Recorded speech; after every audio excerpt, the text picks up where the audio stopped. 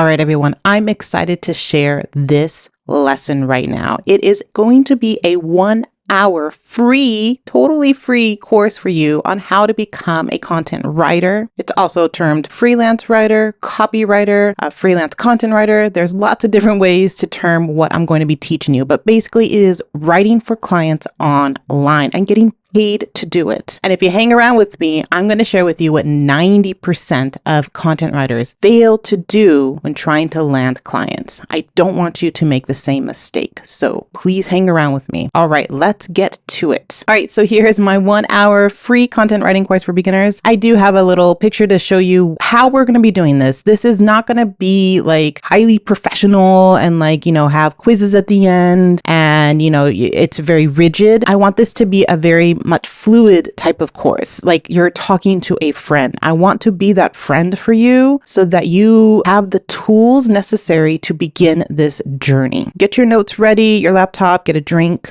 whatever you need. All right, because this is a time for you to become a freelance content writer. Now, all signs are pointing to this moment right now. I mean, you clicked on this video for a reason, right? So whether you're fed up with your job or you're just fed up with not finding the right job or unsure how you're going to pay for college or a house or even have a family in this time of life, I want you to know that freelancing online is a way you can make that extra cash. You can supplement your income, or it could be your full-time thing. Okay. Now, I'm not going to tell you that you can earn $10,000 a month with your writing, although it is possible with work and perseverance. I know writers that have been doing this as long as I have, and I've been doing this for a decade, and they've been making that much money consistently. Now, I'm going to tell you up front that I don't make that much money because I do have other ways of making income. But if I wanted to solely focus on freelance writing, I can definitely double that income easily by adding 1 or 2 more clients. Right? With the clients that I have right now, I make around $3,000 to $5,000 a month, depending on how much content I can give them in 1 month. All right. So I'm not telling you that you can make that right off the bat. I want you to be aware of that. But what I am telling you is all you need is that first client. Okay, that first client will give you a shot. It will pay you adequately and even provide a testimonial or referral for you. Because once you land that first client, the second, the third, or the fourth client is a cinch. So I'm excited you want to become a freelance writer, a copywriter, or content writer. Now, let's dive into what you'll learn from this 1-hour free class. You're going to learn how to look more attractive to hire than using an AI tool. We're going to talk a little bit about AI. You're going to find an easy way to break into a new niche as a writer, because I know many of you who are watching this don't have a niche. You're just at the beginning steps of becoming a content writer online. You're going to learn the 4 qualities all profitable niches have in common, because I want you to find the right niche for you that will generate enough income to help you stay motivated to keep doing this. How to create a portfolio. I will show you actual steps on creating one online. Okay, I found a nice little way to show you, and I'm excited to share that tutorial with you. As well, 6 proven strategies for getting your first freelance writing client. And there's so much more than what I have here. All right. Well, you might be wondering, is content writing even a valuable option right now or in 2025 and beyond? With AI being able to write content, create websites, solve math even, and so much more, is there a place for a content writer? What I can tell you is that there are businesses that recognize the value a content writer or freelance writer is on their team. This year, I was hired by 2 clients, and both of them have dozens and dozens of writers on their content team. Here's a snapshot of the one blog here, and I just highlighted these different names, but there's more on different pages that don't write as frequently. And here's my other client with, again, I highlighted different names, and there's more, but they're just not on that page, right? So they're hiring tons of writers. All right, just to help you see how there are actual businesses that are hiring writers right now, let's look at some stats here. 92% of companies expect an increase in the number of engagements with freelancers in the next 24 months. That's cited by Forbes. 90% of companies said they expect to work with more freelancers in 2024. So that's happened in early June, and it's projected that freelancing in the United States will make up 51% of the total U.S. workforce from Statista that just published recently. So you can see that there's a bit of a trend that you're noticing. The bulk of companies realize that they need a freelance copywriter, a freelance content writer, or a freelance writer, right? Because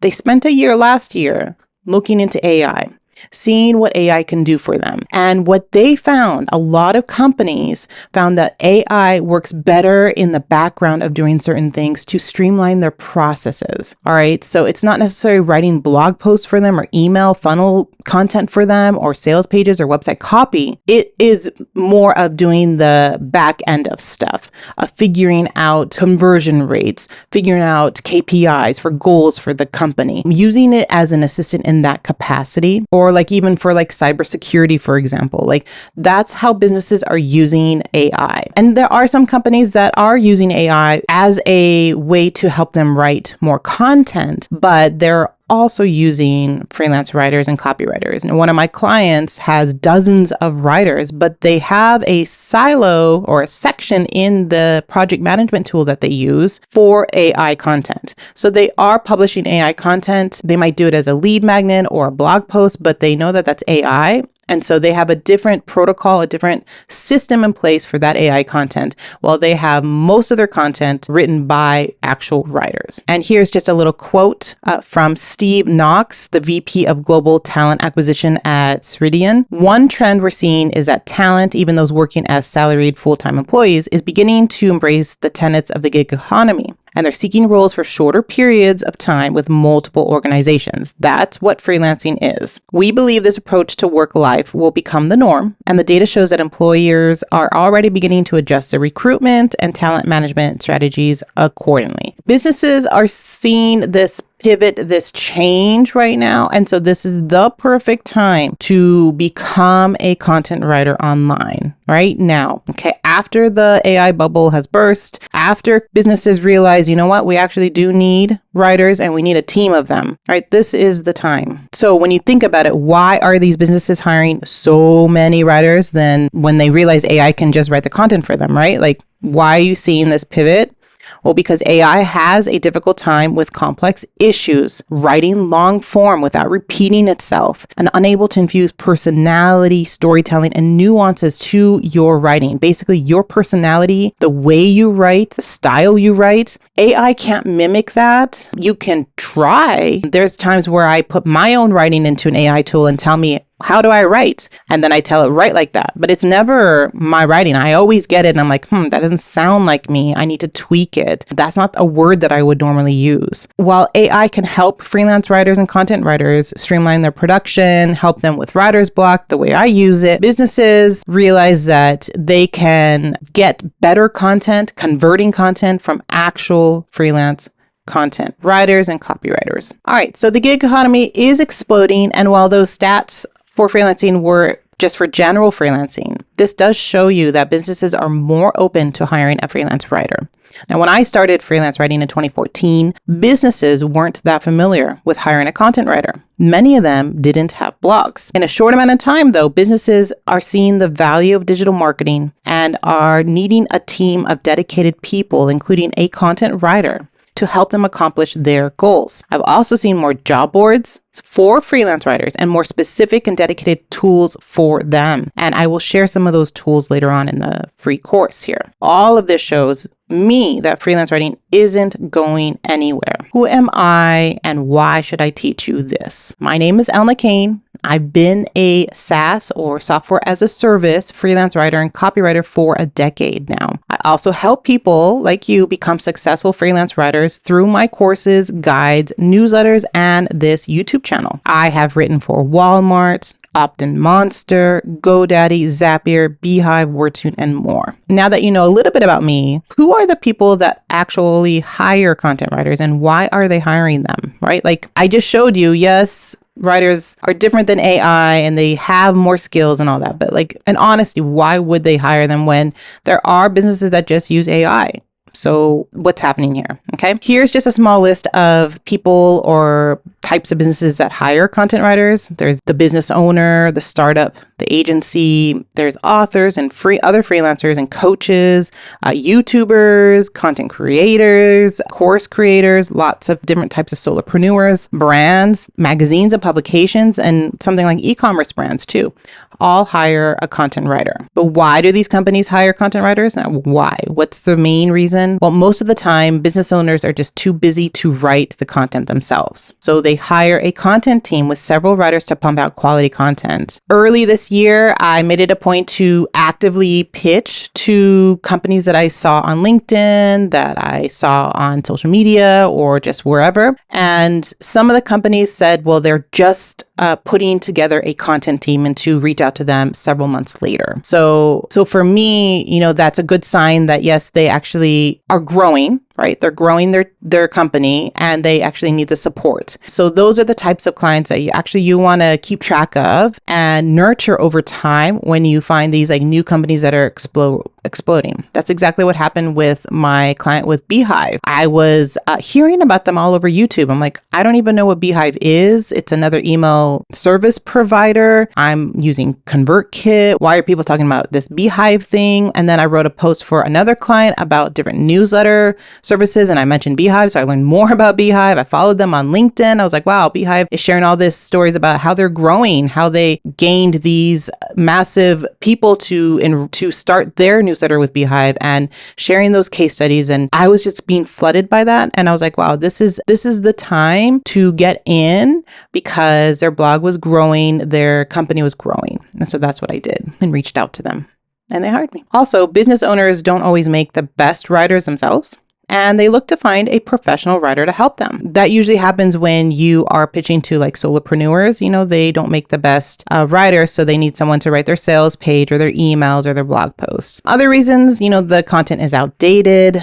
They want subject matter experts. So you might be a subject matter expert in one aspect of your niche. Or they're looking for ways to increase their conversions, their leads, their subscribers, whatever their goal is. They need content for that. Not necessarily blog content, but just content in general. And finally, these businesses want a blog filled with helpful converting content. So when looking at the whole types of content that businesses produce, social media is dominating for sure. So there is a role for content writers to write social media content, but blog is right up there. Email is next, all right? And then email other than newsletters. So funnels after that. So newsletters and then funnels. And then the other ones there, podcasts and digital events and webinars and stuff like that. But as a content writer, you can start marketing your social media writing content, your blog content, and your email content if you want. You can just focus on being an email writer for e-commerce brands. You can focus on being a social media writer for content creators if you want. All right. So these are things where you can see that, wow, this is where it's at. And so you want to find a way to have that service, provide that deliverable for businesses. And this was done by the Content Marketing Institute. So go ahead and follow them. Go read their blog. They have a lot of great insights about content marketing. And this is just their latest report on content distribution. All right. So I've broken up this free course into 3 big parts. The first part is sorting it out. And we're just going to go through sort of the logistics of being a freelance writer, like what it is, the roles, the skills, things like that. And the second part is getting proof. So those are the actual things that you produce online. So your writing samples, your portfolio, things like that. And then the last part is getting clients, basically your strategy for getting clients. And we're going to go through that process as well. There's 6 proven methods that I will share with you on how you can start that process. First, what is freelance writing in comparison to copywriting in general versus content writing? Now, you've been hearing me in this course of art talk about you can be a freelance writer, you can be a content writer, you can do freelance copywriting. All of it to me is similar and it's a blur for me a lot of the times. So I do content writing with a mix of copywriting, and I term that all under freelance writing. Okay, that's what I do. So when I have all my videos about freelance writing, if you're a copywriter, that still applies to you because I do selling in my blog posts for the company because they want me to. But here, just to make it more cut and dry, freelance writing, you're going to think of it as long form content like a blog post or a long form article for online businesses and publications. Okay, that's sort of what is online. Copywriting, basically it's your words that are selling what the company's product or service is. So for example, I'm going to show you an example of one of my content pieces on WAP. WAP is a course platform. And so they want me to talk about that in the content that I'm writing to sell people to sign up to WAP instead of something like Teachable or Thinkific, for example. And then content writing, usually it's SEO, and that means search engine optimized. So that's writing to help it rank in Google. It's educational, and it's content that's what I call top of the funnel or informational content. A lot of businesses hire top of the funnel writers and bottom of the funnel writers. So the top of the funnel writing is content that introduces a subject, that provides just an overview or an in-depth analysis or tutorial or step-by-step process of a topic that the client wants people to come and read so that it gets them to sign up to their product or service, right? So it's that informational type of content. Middle of the funnel content is usually comparison. So people at that point need to see if that service is better than another service. So you'll have writers compare.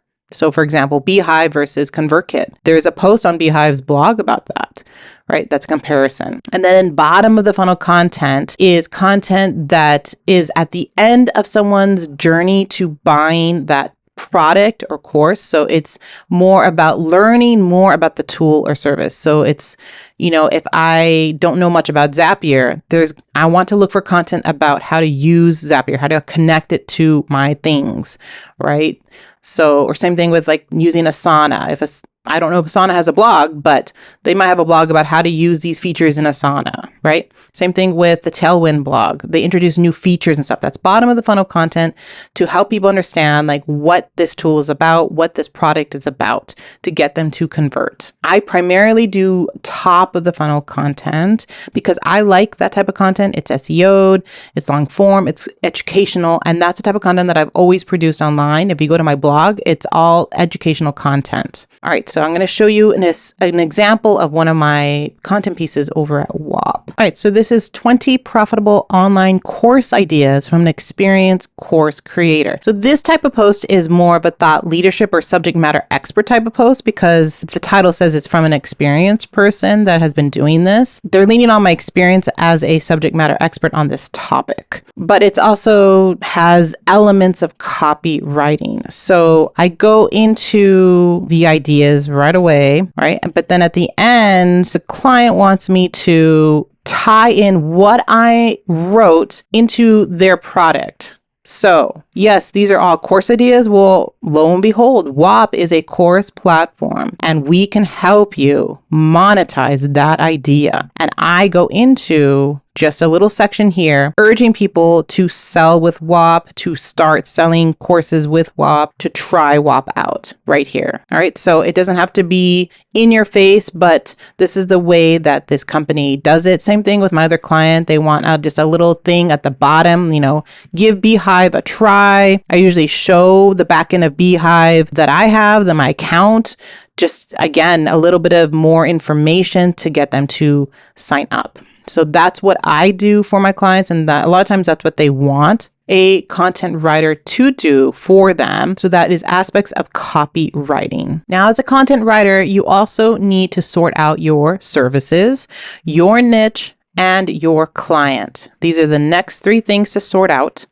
Now let's go through them one by one. So your services are the type of work you do and you provide to your client.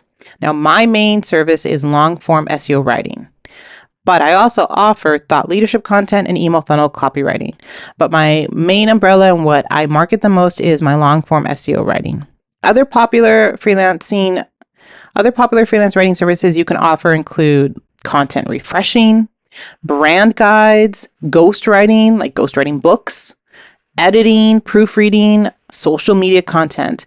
There's a lot more. I mentioned several dozen niches in my course, Write Your Way to First 1K. But this is just what I found to be the most popular at the moment.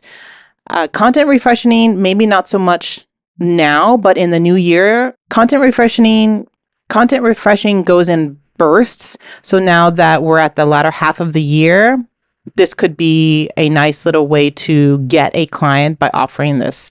And with content refreshing, you're just updating the content, you're refreshing it by adding new images, maybe new pieces of information.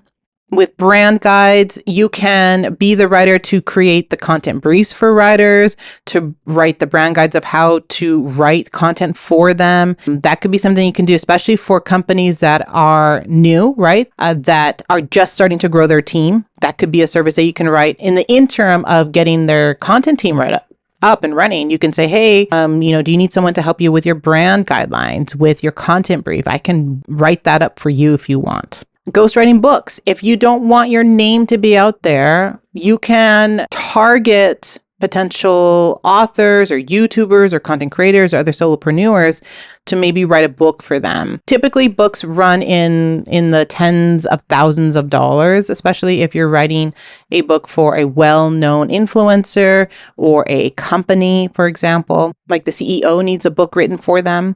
So rates start around $10,000 to $20,000 to $30,000 for a book, but it takes several months to write, several interviews probably as well. Editing and proofreading, that's a service that you can also provide as a freelance writer, that you can edit other people's content if you want. If they have a big enough team, then you can just go in there and say, hey, do you need an extra editor? With one of my clients, they have 2 or 3 editors, so you can offer your services.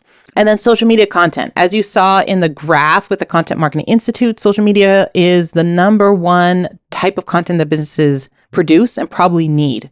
So if you can be that person to produce LinkedIn posts for their company every single day, or to provide posts on X for the month, then you can just bundle that up and give them 30 posts or 31 posts for the month there, give them 2 weeks worth of LinkedIn posts. Like, you can bundle up your services packages that way to appeal to businesses that want that content distributed out. Now let's move on to your writing niche. Your writing niche is the industry you work in and the topics you write about.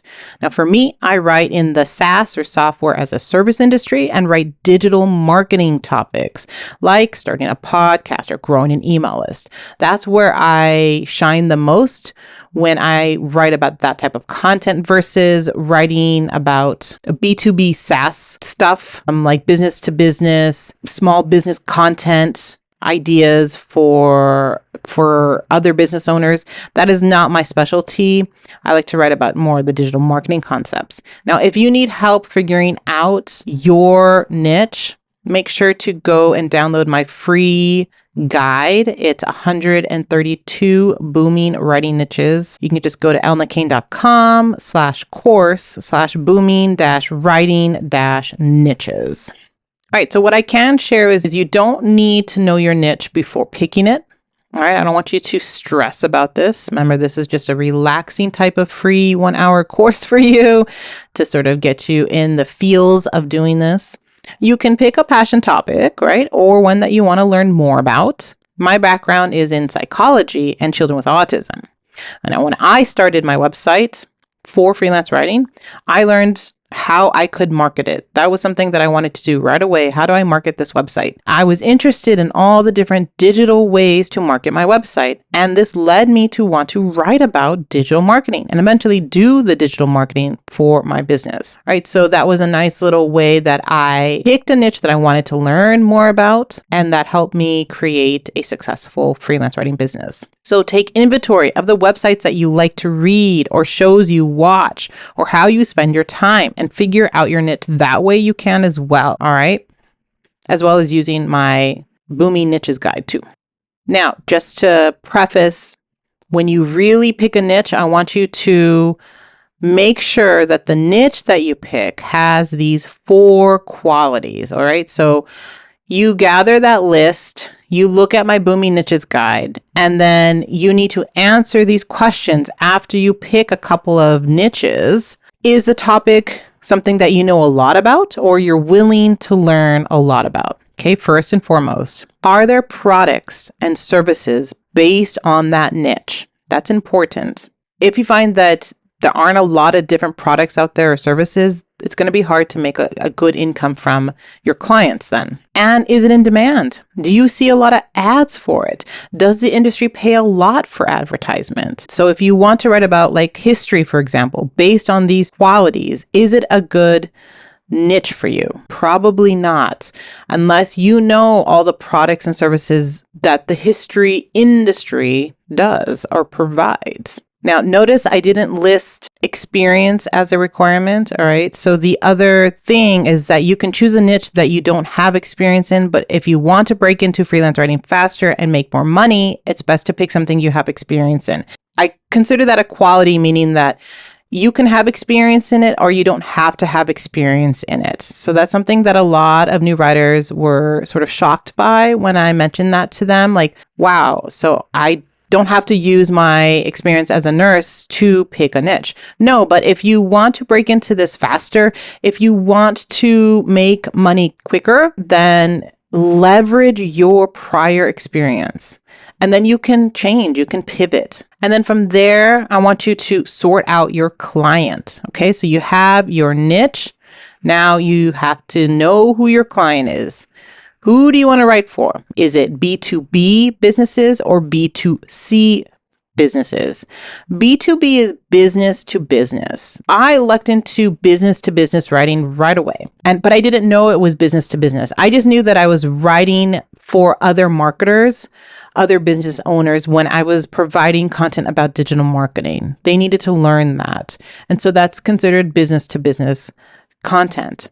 But I also do B2C, and that's what I've been doing lately, which is business to consumer. So I'm writing to people that don't have a business, but they want to use the tool or whatever that I'm talking about. Beehive, for example, I speak to content creators. They're creating content on YouTube, but they may not have a website. They may not have a blog. They may not have a course, but they want to start a newsletter. So they're at that stage, right? So I am writing content for the consumer rather than the business owner.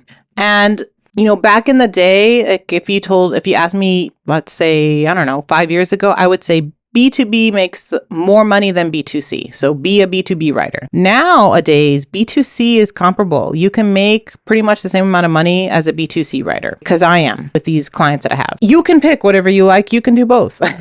But if you want to make good money, I suggest you target B2B companies, like I said, that have over 50 employees. But if copywriting is your thing, or, if you like the B2C idea, then stick to B2C e-commerce brands that are using social media to promote their products. So I'm just giving you a little bit of guidance that if you want to stick to B2B, if you like that sort of aspect, then, find companies with over 50 employees. And then if B2C is your thing, maybe target e-commerce brands. They have a lot of products. They need someone to write the content for that or for the social media content. Let's talk about, is it okay to pick many niches or many services? What I hear is it okay to be a generalist writer? Write about any and every topic? Not necessarily. It's best to pick one main niche so that you can gain as much knowledge about it and become the expert in your industry topic. Now, there is a little bit of a asterisk on this because I do know that a lot of new writers struggle with this one step. And so I do advise them to pick at least 3 different topics and niches to explore. Now, we're in the sorting phase. We're just in phase 1, right? So I don't expect you to keep these 3 niches 5 years down the road. I expect by year 5, you have your one main niche and that you are the expert in that niche. All right. That's what I expect. But in the beginning, the first, 6 months, even to the first year, you can see where this takes you. You might like to write about beauty, health, and parenting content. See if you can find brands that cover all those aspects. You might be able to find some brands that do. And so then you have the perfect client. Or you might find that, it's very easy to pick up beauty clients than parenting clients, and that beauty clients pay more than parenting clients. So then you might just focus on beauty clients. And then by year 3, you're the beauty copywriter already, right? So that's what I see in the first phase of this freelance writing journey, is to sort it out, figure it out by picking a few niches. But ultimately, if you already know your niche and you're confident in that, stick to that one niche, because you will get clients faster and make more money faster and more money in general. All right, let's look about rates. While there are no set standards, a lot goes into your confidence level. Now, I did see this post on LinkedIn. I don't have the link to it, but the gist of it was that a person was doing legal writing and didn't know what to charge. So they thought, okay, I'm just going to start with 3 cents a word.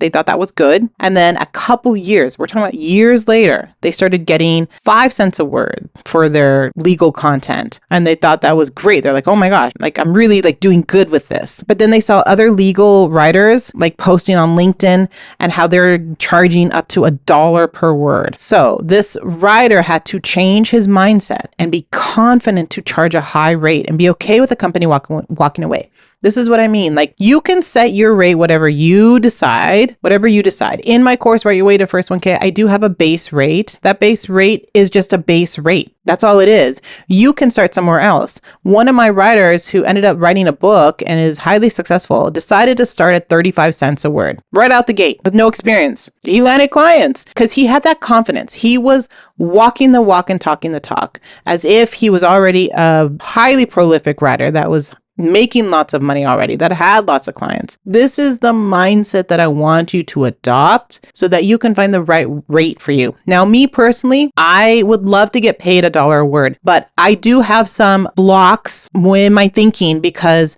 I don't know if I can produce the caliber of writing that they seek. I probably can, but I am happy with the rate that I decided. You know, moving from 20 cents to 50 cents a word for me was very difficult for me because I didn't value myself as a worthy writer to write content at 50 cents a word. It took a lot of mind shifting to get to that point. A big push for me was how my course students who didn't have 10 years of writing were charging like 35 to 45 cents a word. And I was like, oh, wow. They have the confidence to do that. Why don't I? And that sort of gave me permission to charge more. I do still get hung up on this with my rates, but as long as I'm happy, I don't need to make that much money with my writing. I don't need to charge that much. I really don't. I just want to be happy with the content that I'm writing and that it's easy content. That's fine. I'm okay with that. So like I said, there is no set rate for freelance writing. Since small businesses to solopreneurs to huge brands hire freelance writers and copywriters, the rates fluctuate.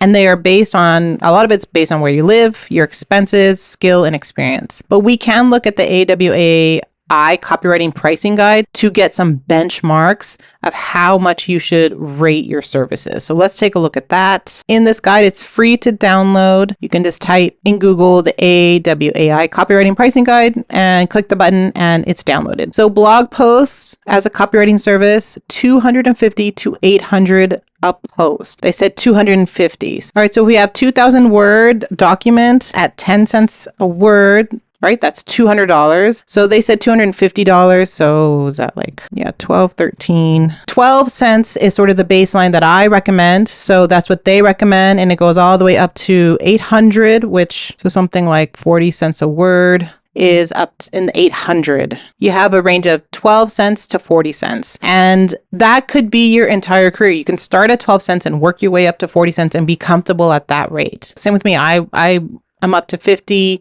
to 60 cents and I'm happy with that rate. I don't need to make more. All right, if you want to do emails, it's widely varied from $250 to $2,000. My email copywriting, I started at $150 per email and I jumped up to $300 per email. So I'm at the low end and I'm okay with that because like I said, I am okay with that rate. Lots here to look at for specific to types of copy, but there's also content writing services in here as well. So you can look into that. All right, so let's look at the skills that you need to be a freelance writer or copywriter. Now, the first big skill is AI. So even though you want to look more attractive as someone to hire than AI, it will benefit you in the long run to learn AI because there are freelancers right now, younger freelancers that are on the cutting edge, as Upwork has said here. They are 2.2 times more likely than non-freelancers to put generative AI in their tool belt. And this is specific to the Gen Z crowd or even younger crowd that are cropping up and coming up into the workforce. They are now more familiar with AI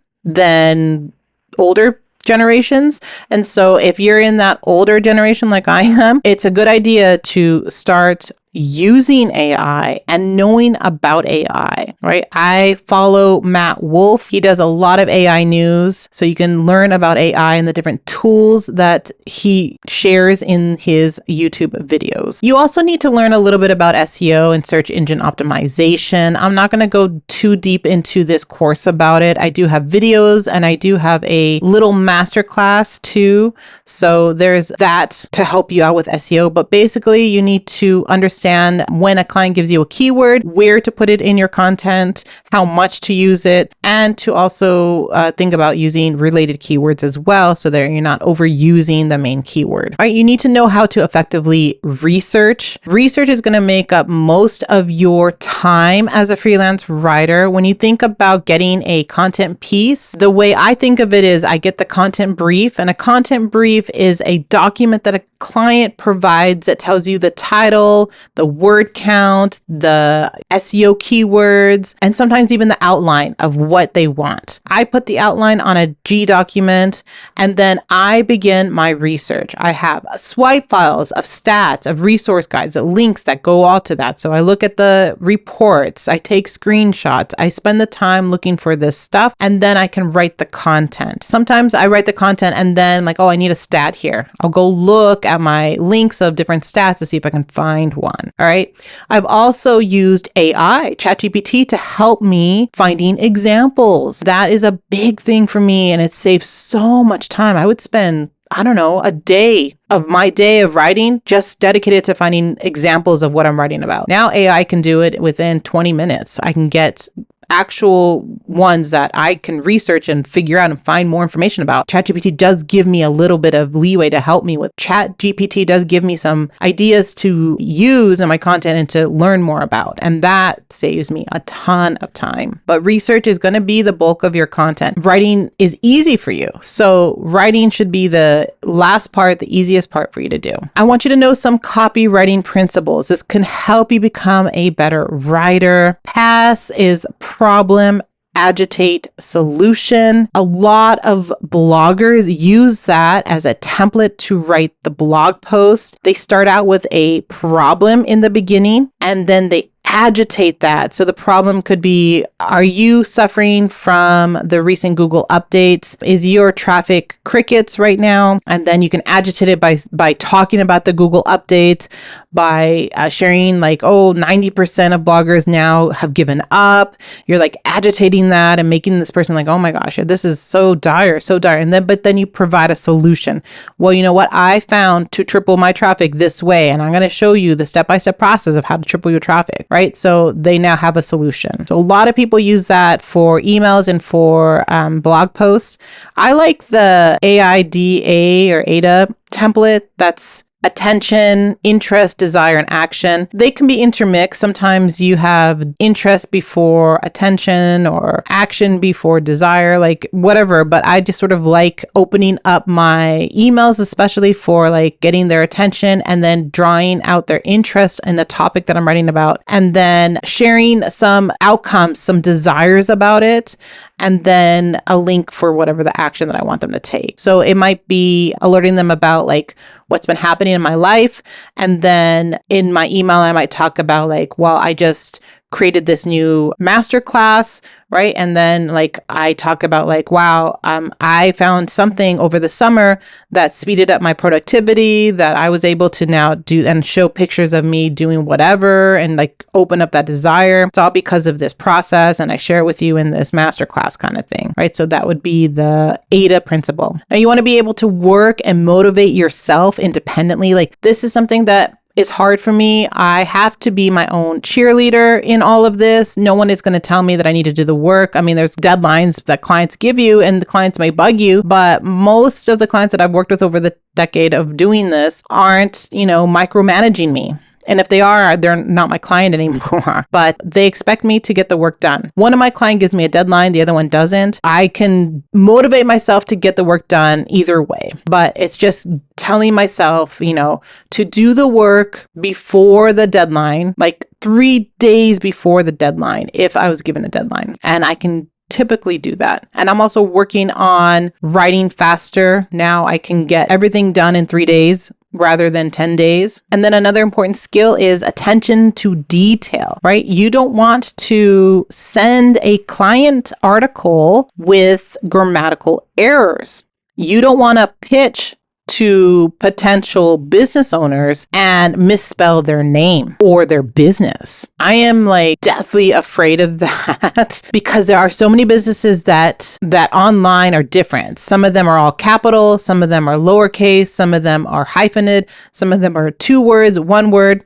For example, Beehive is lowercase. So lowercase b, EEH, 2 I's and a V, right? Like I had to make sure that when I was pitching to them that I didn't, accidentally made an uppercase B because the email editor wanted to do that. I had to purposefully make sure about that. So I always triple check on that when I'm doing my pitches, and the same when I'm mentioning these businesses in my content. So attention to detail is important. Make sure that you are able to negotiate with your clients. You're not going to know right off the bat, but over time you will have the confidence in like, this is my rate. This is what I provide for you. And then, if they give you like, well, I can't do this, then you can find ways to negotiate. Well, how about we do this instead? How about I do this instead? Being a true negotiator for the value that you provide to a client. I also want you to keep your head down, sort of that hustle mentality of not looking at what others are doing, not getting distracted by all the LinkedIn posts that you see, and just keeping your head down and write. And then down the road, it's not necessary, but you can start using a project management tool like Notion, like Asana, like Trello. That will just help you manage your business better. Above all, you need to be good at content writing. According to Content Marketing Institute's B2B Content Marketing Benchmarks, Budgets and Trends Outlook for 2024 guide, 57% of marketers say creating the right content for their audience is a challenge, and 54% find it challenging to create content consistently and to differentiate their content. And then 44% are challenged when it comes to creating quality content. Now, note, I did not say you needed a university degree in all of this as a skill. You don't need a college degree to become a content writer. Just realize that I didn't use my degree in psychology to write about digital marketing. So my degree is something that I don't say on my writer website. I don't even tell people that I graduated from such and such and I have this degree because it's not relevant. And I know a lot of young high schoolers that are freelance writing too. We're on to phase 2, gathering proof. Now, after you pick a niche, you need to create several writing samples. This is proof to show to potential clients that you know how to write, you know your niche and industry, and you know how to weave in copywriting. Now, let's look at what Chris Bibby, I think that's how you say his name, did to break into a new niche. He is a popular freelance writer. He has a newsletter that he gathers jobs for freelancers. All right, and this is what he wrote. For example, when I first started as a freelance writer, the majority of my work was in the sports and gaming industries. However, after a year or so, I wanted to move into personal finance. Without samples, this is what he did. He wrote a review of his mortgage company. He wrote a first-person essay about paying off student loan debt, and then wrote a 750-word blog post on how to choose a small business credit card. Now, it took him a day or two to create this content, but when he was done, he had 3 unique samples in the market he wanted to break into. So even better, each sample showcased a different writing style, and in his eyes, a review, a first-person essay, and a listicle. So you can do the same. You can write a review, a first-person essay, or a blog post or listicle if you want. The types of content you can write can be long form articles, a short form blog post that is keyworded, and a thought leadership type of post. That's what I would personally do if I wanted to break into a new niche, not necessarily write an essay, but I could write a review or a long form article. I can write a short form one that's keyworded and maybe a thought leadership. So that sort of ties into the first person type of essay. So my examples are actual blog posts that I've written for clients. I have Mastering the Art of Crafting the Perfect Email Subject Line, can be my long form article. I think that was 4,000 words. How 3 brands use micro influencers to get overly sponsored was a short blog post that was SEO'd. And then how to monetize a newsletter, that's expert advice from an experienced creator. Again, that is more thought leadership. Now, can you use AI when writing these writing samples? You might be thinking. You can, only if you're familiar with using AI the right way as a freelance writer, right? I wouldn't rely on it writing the bulk of your content, but you can use it as an assistant. So in my course, Write to 1K, I do have a module about AI and freelance writing. And I give you a behind the scenes look of writing a post with AI for a client. So then you know how to do it correctly. All right, so you might be thinking, where am I going to publish these samples? Well, you can use Google Docs to write out your samples if you want. But to gain the trust of a client, it's best to have a published writing sample. This means using that article for like guest posting, or writing on your blog or on Medium or on a Medium's publication. Now, I just took a snapshot of my LinkedIn profile, and under experience, under all my client work, I have my guest posting. I have it for Medium, and I have it as a contributing writer for Addicted to Success, a publication. That was guest posting. So this showed proof when I didn't have a lot of client work at the time, I guess, back in the day, that look, I have samples here that you can look into. Your first writing sample might take you a while to write, right? Because this is sort of new territory for you. So I suggest you take the time to practice your writing online. So I give you some examples here. You can write, and this could be like sort of your beginner's guide to writing online that you tell yourself, I'm going to write a post on my Medium profile. I'm going to write a long form LinkedIn post about what you're doing, let's say as a freelancer. And then you're going to write an article for a Medium publication. And then you're going to write an article on LinkedIn. All right. These are all different things. You can start a Medium profile. If you pay, you can start publishing to publications, but you can just build out your own profile. This is on my own profile here, my own profile here. If I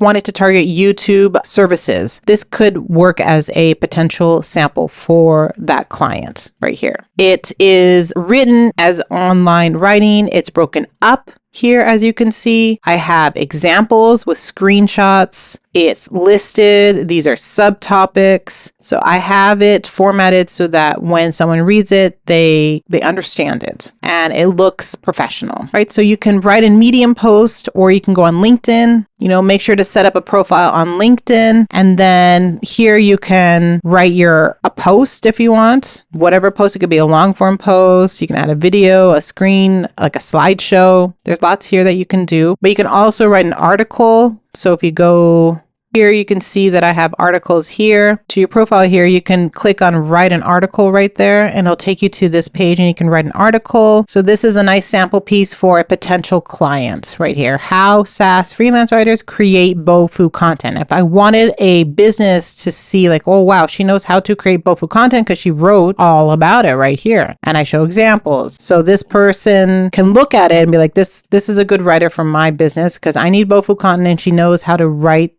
the type of content, what it entails, basically. Now, if you need more help with other types of prompts, you can go to copywritingprompts.com. All you do is press the button for a new prompt, and then you can go right at it. Like if you need help writing something that day, then you can use this and be like, okay, I need to write an ad for this. I need to write an email for this. All right. So that's something that might motivate you to start writing. Now, while you can have your writing samples on LinkedIn, on Medium, and on a guest blog, like I suggested, it's best to showcase them all in one place. This makes it much easier for a client to look at all of your work at one time and shows that you're a professional writer and not a blogger or hobby writer. But the most important reason is that it shows a potential client that you can write that exact thing for them. You can do what you did for them. So this one place is a portfolio.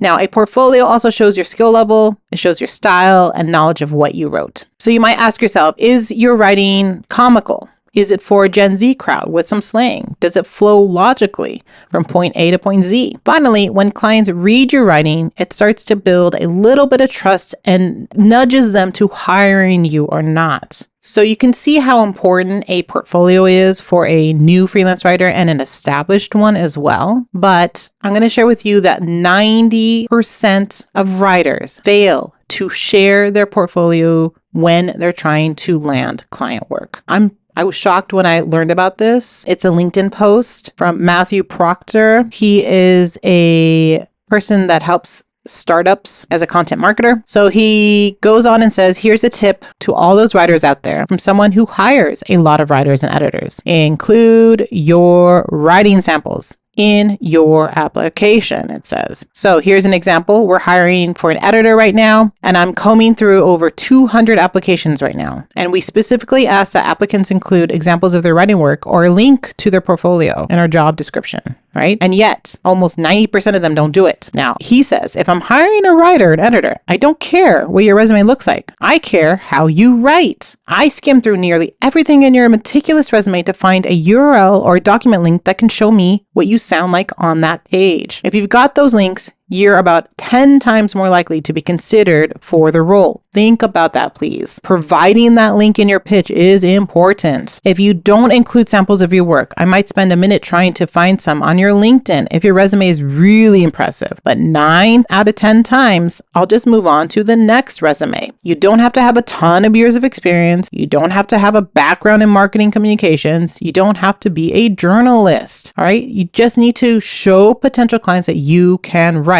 And you do that with your samples on a portfolio. And a portfolio doesn't have to be hard to create. Here is a snapshot of what I'm going to teach you right now. This is a Notion template. So I want you to sign up to Notion, and then I want you to look at the portfolio templates that are free on Notion. So once you sign up, and then we're going to just use this one right here. You can pick another one, but it's not going to help you with the tutorial that I'm showing you. So this is the one. We're going to do some customizing and adapting here. So I'm going to change this to one of my pictures. I don't want to show an avatar. I do want to show a real picture. So if possible, have that. Here you can change this stuff. So hi, I'm Elma Kane, and then I'm a SaaS content writer. You can use based in your location if that helps, or you can say who you serve. Long form SEO content so they can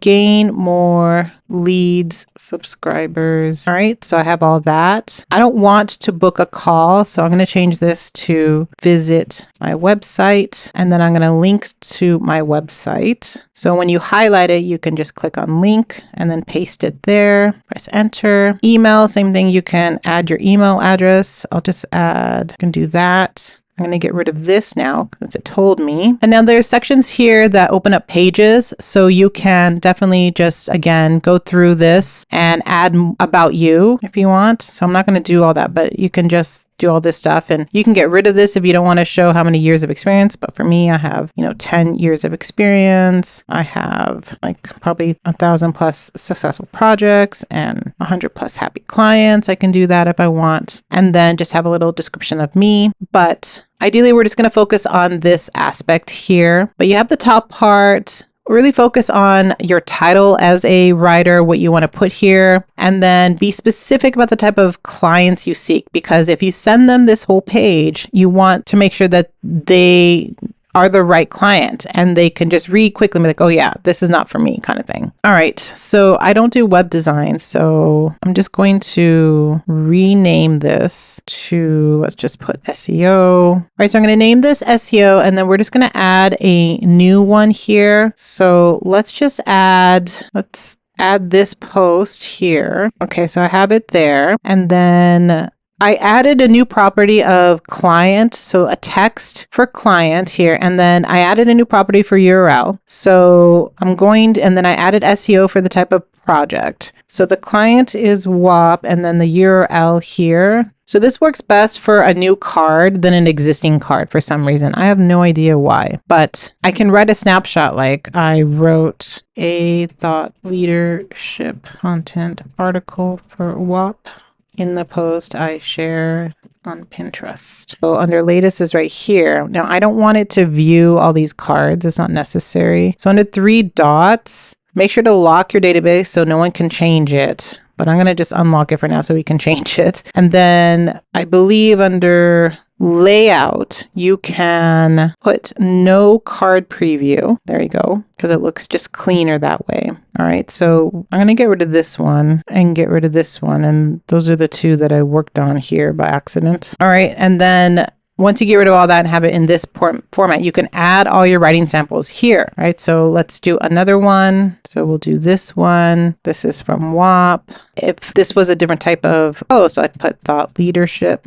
So you can just add what it is and then the URL. And then I wrote something like that. So you can definitely under SEO, under latest is here. And then I guess under SEO, for some reason, it didn't grab this one, but that's fine. If all you do is have it under here, under new, that's fine. We don't have to have these here. You can just delete those ones because there's nothing here. Delete those ones because we have nothing here. If you find a way, again, I'm new to Notion, so I just try to make it as easy as possible. Also, I don't need other projects, so I'm just going to get rid of that. I'm going to put my name here.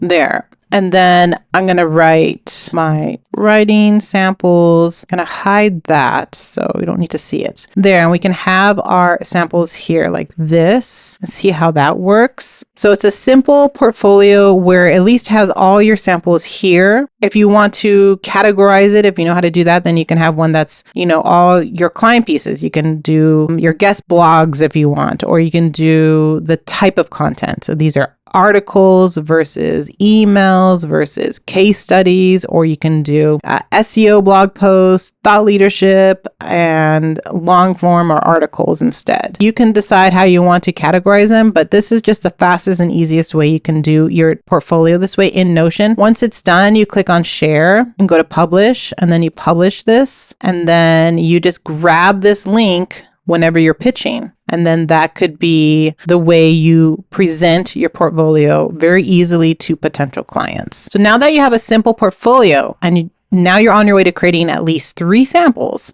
it's time to develop a plan to land clients. So this is part 3, your client strategy. Now to help you out, here's what I would do. I would develop a pitching process. I would create a basic pitch. I would figure out your client and income ladder, and then using these 3 places to find clients fast. And then, so that's what I'm going to share with you. So we have here, develop a pitching process. So one thing I tell brand new freelance writers and copywriters is to develop a process as a way to motivate and make yourself more accountable to actually doing the thing, because I can share all this information for you while you're sitting there listening, but I want you to actually take action and do the thing. So tell yourself, I'm going to pick a time, so like 1 hour every day, and devote a time frame. So 10 times a day for 10 days. So in an hour, you're going to pitch 10 times for 10 days. In an hour, you're going to pitch 5 times for 30 days. Or in an hour, you're going to pitch 25 times for 7 days. All right. So this is developing a consistent process for you to do every single day, Monday through Friday. I wouldn't focus so much on Fridays to sending out your pitches. So you might can give yourself a day of rest on that one. So maybe Monday through Thursday, you're pitching every day, either 10 times a day, 5 times a day, 25 times a day, 1 time a day, whatever works for you for a set amount of time. Decide if you want to pitch to build your brand or portfolio, or to pitch for clients, or you can do both.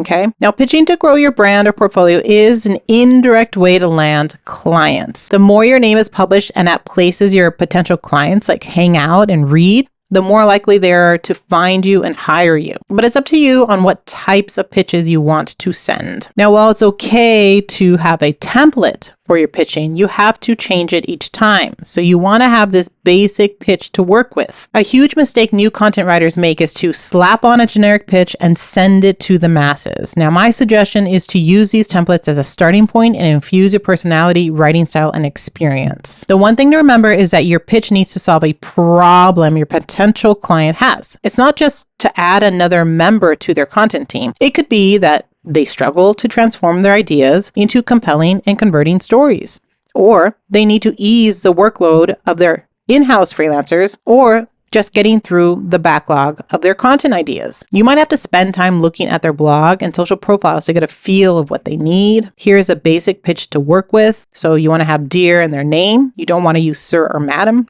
You want to mention how you found them. Did you hear a podcast? Did you watch a video? Are you on their email list? Mention this thing to be more personable. And then introduce yourself and mention your title. And then mention why you're emailing them and mention a problem they may be having, right? I'm emailing you because I want to know if you need a writer. I see that you haven't published a blog post in 2 weeks, or something like that. And then I want you to share who you work with and what you do for your clients. For example, you write SEO blog posts to rank, you create email funnels for their products, something like that. And then you want to share you're open to chatting with them to set up a time to call. You need to be the leader in this and not just leave your call to action at the end of your pitch as like, oh, well, let me know. No, you don't want to do that. You want to be forthcoming. Like, if this sounds good to you, let's set up a meet. Let's set up a Zoom call. I'm available all this week after 2 p.m. Eastern time, something like that. And then let's see what they say. And then have your email signature or your name to end it. The next thing I want you to set up is your client ladder, or like income client ladder. All right. This is what I teach my students in Write Your Way to First 1K, where your bottom rung is like sort of your base type of client to reach your ideal client. How are you going to reach that ideal type of client that you want? You need to go through all these steps, right? So if I want to write for well-known brands, I might have to tap into my network. I might have to work with solopreneurs like YouTubers. I might have to work with startups that have a small company versus small businesses that have a slightly larger company. And then I can work for well-known brands, right? Because this process will help you increase your skills, your negotiation tactics, and your know-abouts about where to find these clients, as well as your experience in the topic that you're writing about, right? So this is exactly what happened to me. I was writing for small businesses, and then I think in 2021, I said, I want to work for big brands, and it took me a while, but then I ended up writing for Walmart. So it does work when you have a plan in place. All right, so let's go into looking for clients. Now, you want to look for those bottom rung clients. It's best to source clients from job boards. Now, not all job boards are great. Some are free and some are paid. I do like Writer's Work, which is a paid job board, because it's budget friendly and yields good gigs. But if you want to look at free ones, you can try Smart Blogger. They have a job section there on their blog. Pro Blogger, Meet Harlow job boards. Let's just look at one of them right now, is Meet Harlow. I like their job board. It's very fluid and very nice. They have these cards, so you can look that they have 194 jobs for writing and editing, or they have 214 jobs for social media, and 225 jobs for marketing. So writing and editing, they can see how many days it was published ago, and you can see if they're a freelance type of role or not. So this one pays $42,000 up to $71,000 a year for a freelance writer at webprops.org. That's contract work though. So that might be, even though it says freelance writer, it might be more of you're actually working for them. This job has $20 an hour. I suggest you don't write for clients that value writing on an hourly basis, because like I said, I've been working on increasing my writing speed.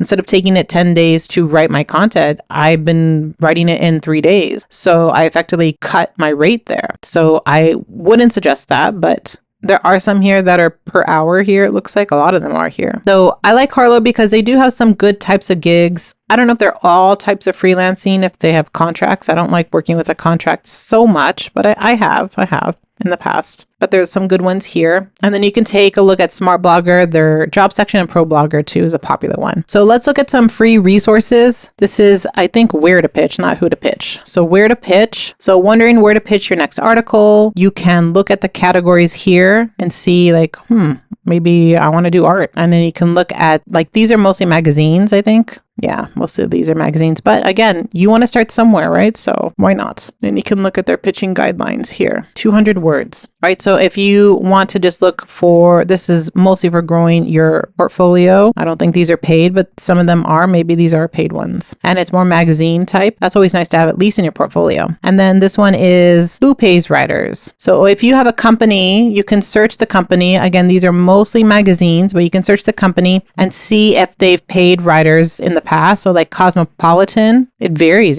from $1.50 to 30 cents, $2. So you can see even like, and then the rate, I guess a year here. So in 2024, there was a 30-cent word one, 300 words though, versus 2,500 word for $1.50. So it depends on the type of content they want, a feature, long form article, things like that. But again, this just tells you if, the ranges of what writers are getting paid right now. You can see here. So there's something as low as 4 cents a word, as high as $1 a word here. You can always just type it in here. And just to let you know, in my course, Write Your Way to First 1K, I do give you a list of over 25 job boards that are actively hiring. So I do have a link to give you that guide right there in my course. Then for your middle rung clients, you can use databases like Crunchbase and LinkedIn to find companies. And for your top rung clients, Outreach and LinkedIn be your best bet. Now, LinkedIn by itself is a powerhouse for finding clients. I can't go into detail, or this would be like a 3-hour free course. And